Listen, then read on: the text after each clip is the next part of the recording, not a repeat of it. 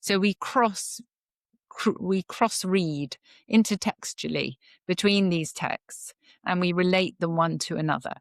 And so I was just reading today, actually, someone who was saying, "Oh, well, when you start with Jesus, you start with Jesus and the way that he treats women, that gives you a particular picture. And if you start with that, and then you go out from there to read all the other texts that you have little verses on women should do this, or God, and you get this picture of, oh, how does God see women? So you could start with Jesus. You could start with the stories of all the women in the Bible. And if you wanted to start on the topic of marriage, for instance, so this interested me very much because I study 1 Corinthians a lot. So 1 Corinthians 7 is about marriage, and it's about mutuality in marriage.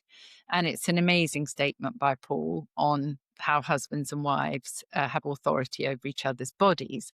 And it really fascinated me that so many people will begin their talk on marriage at Ephesians 5 and say, oh, the husband's the head of the marriage, and so the wife needs to do what he says, which is actually not at all what I think Paul is doing in Ephesians 5. But anyway, I've written about that.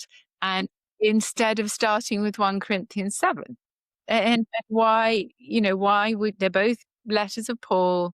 He deals with marriage. He's saying this here. He's saying that there. What is it? Where do we get all these ideas from? And so I was kind of digging into that idea, really, and just saying, I think it's helpful to be honest when we read the Bible to say, I start here and this is why.